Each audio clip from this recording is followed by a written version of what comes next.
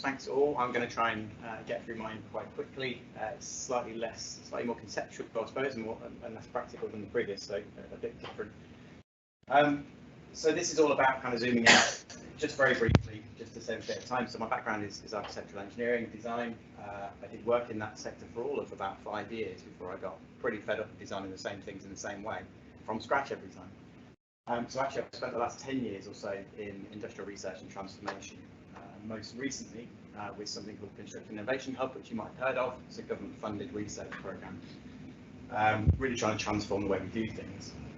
My day job in Atkins is technical director for DfMA, Design for Manufacturing Assembly. So glad to hear the kudos for what we call MMC, but really trying to get us to think differently about the way we build and try and think forward, so whether it's actually constructible. So I think you said that contractors don't always build what we design. I think there's also an opposite, which is we don't always design what they can build. So there's somewhere in the middle, I think, that we need to get to. A couple of pieces of work which kind of set the context of what I'm going to talk about that I've been working on in the last few years. So I led the development of something called the Value Toolkit, which is very much about making value-based decisions. And that's what I really want to talk about today, alongside work around what we call product platforms in construction, again, in that sort of off-site manufacturing-led space. Hopefully it'll become a bit clearer as to why those two pieces of work are important as I go through. So what's the kind of point, I suppose, of what I'm trying to say today? So I often use these presentations to get things off my chest. So it's a bit of a sort of joint therapy session, so it can help me through my pain. But increasingly over the last few years, I think the context in which we make decisions and that sort of sphere or our vision of what we actually take into consideration when we make decisions is becoming increasingly difficult. And I find, as built environment professionals, which is what I want us to be, we need to broaden out the way that we think about decisions that we make. So that's what I'm talking about today, is how we kind of zoom out and make more informed decisions, I guess. So if we take it really simply, and this is kind of very simplified view, but effectively this is the space that built environment professionals like myself are always comfortable with. So the project drivers, what are you trying to drive, Mr. or Mrs. Client? What are the value drivers? And they'll often talk about the usual things around program certainty, health and safety, hopefully increasingly things around sustainability. But again, the influence or sphere of influence they're talking about, or their vision, is about the project, the specific thing it is that they're designing. We try and understand what their constraints are. So of course, there's always constraints around the time, the budget, the usual things. But then we try and get them to think, of course, about the long term, the actual asset that is delivering. Often the project environment is about the construction project and delivering the thing on time and on budget and all the rest of it. But of course, we deliver, as has been said this morning, we deliver assets that sometimes sit there for 50, 60 plus years. And we need to try and understand what it is the asset actually needs to do for that client and its occupants. So then we're into conversations about whole life carbon, about operational cost, about the health and well-being of the people in those spaces, and so on and so forth. So we've zoomed out somewhat in that respect. And then increasingly, of course, with some of the larger clients that we work with, certainly on the public sector side, we start to try and understand them as an organisation, because these are repeat clients. So these aren't people that build one thing, kind of walk away and job's done great.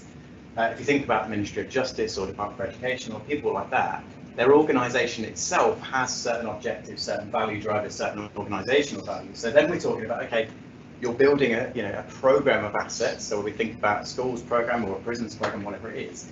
What is it you're actually trying to achieve from your portfolio of assets? And then we get into conversations about the resilience. So in the prisons sense, we don't have enough prison places. How do we try and get better utilisation of their estate? There's lots of space in prisons that isn't being used because it's damaged and needs to be repaired, so on and so forth. Suddenly it kind of come out another level again, and clients are now talking about what they actually need to do operationally and strategically.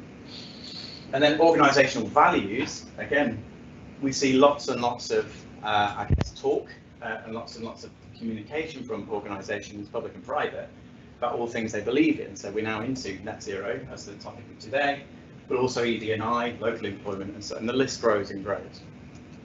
And then finally, to get to the point where I think we are hoping to get to as society, I've talked about the specific asset that this client is designing. I've talked about how that asset sits in the context of their portfolio and their purpose as a client. And we've even talked about then societal drivers. So how do their ambitions, their objectives, the outcomes they're trying to drive as a client fit in with what society is trying to achieve?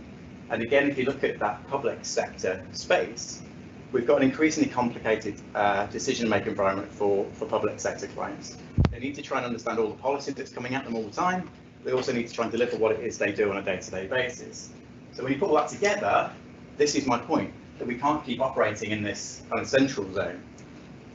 This is where I think we are. So my kind of experience, I guess, certainly of late, is that we're quite good at starting to think about the assets and what the assets need to do. And then we have this huge jump, particularly with those public sector clients, say, yeah, but I'm being told that I need to think about social value and I need to think about levelling up and whatever else. And they try desperately to try and make these things balanced. And it's not easy, it's difficult. So I've kind of set the problem, which is that that environment is quite complicated. And I've gone through that quite quick on purpose because it's difficult, it's challenging. But how do we make truly value-based decisions, particularly as built environment professionals? So I'm going to bring in now my kind of DfMA bit. This is my current bugbear. So I said this was a sharing session, so I'm just going to get it out there. But on a daily basis, clients will come in or a bid will come in, and you try and ask them what they're trying to drive, and they'll go straight to, well, I really want to maximise the use of off-site manufacturing. That's when I come in and I say, okay, talk about that. That's not an outcome. That's a technical solution or a route to getting to an outcome. And getting clients to think about what they're actually trying to achieve is quite difficult. So this is me not saying that off-site is the right thing, because in many cases it is, but in some it isn't. So how do we get the client to start to think before they kind of tear off about what they're really trying to achieve? And in my context, whether MMC, DfMA type approaches are actually going to get them there. Hence my very nice animation. So let's try and have a look at that. So again, I'm trying not to go into too much detail because I think it will kind of bombard, I guess. But if we go back through that, the earlier stage, slides that I went through there, let's look at the project drivers just in a hypothetical sense. So they're going to tell me that speed of build is important. So let's say it's a school, they need to build over the summer. There is a finite. There is a finite time period, and therefore speed of build is important. But they also want to drive local employment. So when they're building this thing, they want to use as many local trades as they possibly can. Fine. And they're also concerned about biodiversity net gain. So let's say there's a planning condition on that. Well, there's many planning conditions, no doubt. Then we look at asset drivers. So they say, okay, well, you know, in terms of what the asset is, so maybe it's a hospital, or maybe it is a school. The health and well-being of the users ultimately is the thing we're trying to drive. So we need to make sure that people using these spaces are comfortable. I'm glad the temperature's dropped in here, as an example. But I'm also, of course, worried about operational costs because I've got to run and maintain these things over the long term. And I'm also conscious that because it's a long-term investment, I'm going to have to do some adaptation over time, maybe for climate change, for example. Great, okay, we got those. And you'll notice there's always 3 dots afterwards because the list is usually quite long.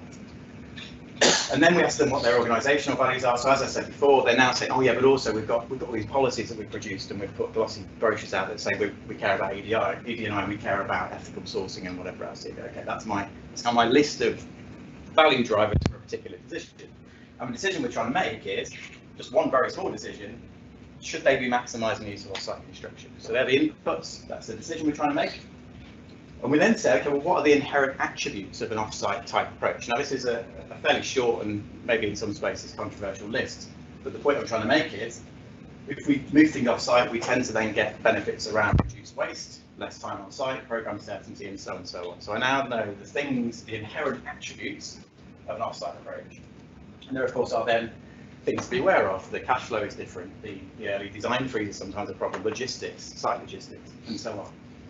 Now, if you try and then look at that, so I've already created quite a kind of complex web of things we need to consider to make that one very specific decision. We start to say, okay, so we need speed of build. We're going to get less time on site, we're going to get program services. So that seems okay. Seems like a good match.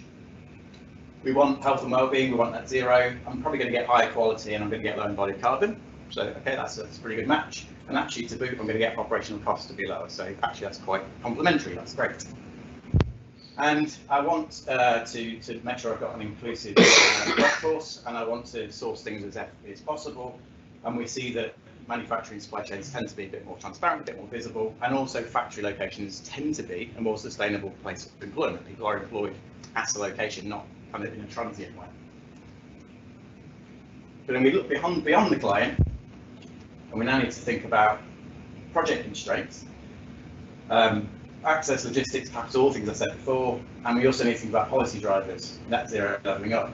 And what I've tried to say here is that when you try and take all that stuff into consideration, one of the things that often crops up, as an example, is that they've said they want to employ people locally, but let's say this is in a location where there aren't any off-site manufacturing facilities. So say, okay, so I think this is the right thing to do from a number of perspectives, but I can't employ local people because the factory is up in Liverpool, for example. So how does that work? And there are a number of things like this that start to crop up where you say, okay, but so what's more important? I've got a load of potentially competing objectives, drivers here. How do I make the right decision? And the point being, that's just one decision. So I've used the example of offsite MMC, whichever terminology you want to use, to frame how complex that one decision is. When we go back to this and we think about all the decisions we make, so I'm coming from a design perspective, we've got a number of things we have to decide. And again, this is a simplified list, but it might be the choice of materials or a lot of things that we actually just heard about, the orientation, the light levels, the vent strategy, whatever it is. There's a whole load of decisions we have to make as built environment professionals. And there are also a load of delivery decisions about where we source the material from, which label we use, you know, how we're going to handle the logistics and things like that, the build sequence, health and safety, how we're going to keep people safe. There's a whole load of decisions we have to make. How do we link that to all of those drivers that we just spoke about? So I suppose my plea or my point of difference with the industry right now is if we're going to make genuinely value-based decisions, we have to understand this system, and we often don't. So we often look from a particular perspective or a particular part of that web that I just showed and feel satisfied that we've made the right decision based on, you know, what we can see and what we can understand. But it will then have negative impacts or consequences elsewhere because we don't understand the system, we don't understand how these things are linked together. So this is random, isn't it? So I've got 3 kids, and I don't know how many of these things you've got lying around, but they're absolutely everywhere at the moment. But it struck me that we've gone from this kind of 2D, I don't know what they're called, like pocket things, I don't know. And they've now gone to these 3D versions. Now I really like this because it describes what I was just trying to say, which is that in this place you kind of press a few down. I don't know who use them, but sometimes I do get a bit carried away. Whereas this one, you press something here and something pops out somewhere else. This is exactly what I'm talking about, that we make decisions, we push one of these things in, and there are things that happen elsewhere that we weren't necessarily aware of. So if you try and work out what's going on inside that toy, effectively, that's what I'm talking about needing to build. We need to understand how all these things link together so that when we push a particular button, we understand the implications of doing so. Now, incidentally, there was a second link to this, which I didn't go into the presentation. I mentioned how many of these things I have lying around in the house. It struck me that even buying these things is a bit of a difficult decision. So I often used to talk about the difficulty of simple things like buying bananas at the supermarket, because I go in and I want the fair trade one because I know they're going to come from an ethical source. It's wrapped in plastic, and I don't believe in plastic. Oh, and hang on a minute, what pesticides were used on it? So even that, but this is the same thing. So the kids constantly buy these things, and I keep telling them not to. My value profile, my personal value profile, is that I need to understand where it's coming from. I'm a bit concerned about materials that it uses. I actually quite like to drive local sourcing, and most of these things are from abroad. But I'm interested in my kids' well-being. So if this is something that helps them to calm or to feel less anxious or whatever it is, I do actually want to employ people in places that need to be employed. And I'm also, I don't want to spend too much money because I'm tight. So that's one decision about some ridiculously small thing, but how do I balance all those things and make the right decision? You'll be surprised to know that I lost, and we have loads of them. So this is the most random slide today. I don't know if anyone's seen B-Movie, but this is the way I was going to try and describe my point, I think, is that in B-Movie there's a particular scene where they've gone through their kind of education, and then they come out to the real world in this graduation ceremony, and they're facing all these jobs that they can do as bees. So as part of the kind of hive community, there are a whole load of jobs, and I suppose the point is that they keep coming open all the time because bees don't live very long. But the point is they've all got a very specific job to do as part of this system. And what I think is that this is kind of a problem with our industry, with our sector, is that we've got engineers and operators and clients and contractors and manufacturers and whatever else, and they all do very specific jobs and very particular parts of that system. But who's doing the bit in the middle, which helps them to understand? So these are the decisions that every one of these people makes. They don't quite understand whether you make a decision over here and it has a negative impact over here. And even more broadly than that, you make a decision down there and it affects the operator or the client or the end user, or maybe the broader environment. So maybe we're going to solve all that with AI and data and whatever else. I think we can augment the problem with that, and we can, once we've understood it, we can build data models to help us then to kind of use that to make decisions. But I still challenge the way that we look at how we're trained as built environment professionals. And what I want to see is that we genuinely start to have systems thinkers, systems engineers in the built environment who are not there to design a structure or to do particular parts of the process, but who understand the whole system. So I've pulled this particular image up on purpose, and this is how I wanted to finish. That was quick, wasn't it? Oh, I did promise. So, and I did talk very fast. So this is from the IPA's Transforming Infrastructure Performance Roadmap, which you might have seen. If you've not, then have a look at it. This is from a policy point of view. It says a lot of the things that we need to try and achieve. But there are various graphics in that document which describe this system that I'm talking about. So they try and say, okay, we've got all these kind of societal outcomes that we try to drive. So they use the UN SDGs for this. They say we've got a load of policy that we make around that, things we're trying to drive. We then need to make decisions on the whole of the built environment. And of course, that is a combination of the natural environment, the stuff we then build on top of it, and all the services that are providing it into it. But how do we make decisions up here, understanding the whole system? So they've started to talk about this kind of systems thinking idea, but for me, we don't have the people, we don't have the skills in our sector right now for them to be able to understand this. And that's because it's not a car or a plane or a phone or whatever it is. All the sectors that get thrown at us all the time and say, well, they do it, it's really easy. This is an unbelievably complicated system. So the closing thoughts from me, first of all, we need to develop a more granular understanding of the built environment as a system and leverage technology to help us to represent that. But we must appreciate that construction projects are just a temporary intervention into that existing system. So it's very easy for us as designers and as contractors to look at the project, and it's everything to us. So recently, obviously, Crossrail finished, and some people in Atkin have spent probably 20, 25 years on Crossrail. It might be the only thing that some people ever work on. It's very difficult to think outside of that. But the size of the environment, the complexity of it, we have to understand we're only ever making some kind of temporary intervention. So even if those buildings are reused and reused time and time again, they're just points in time. And then, as I've said, what I want to help us to do that is the emergence of these kind of built environment systems engineering professionals. So I don't want people to think of themselves as structural engineers or as mechanical engineers or whatever they are. I want them to think of themselves as built environment professionals.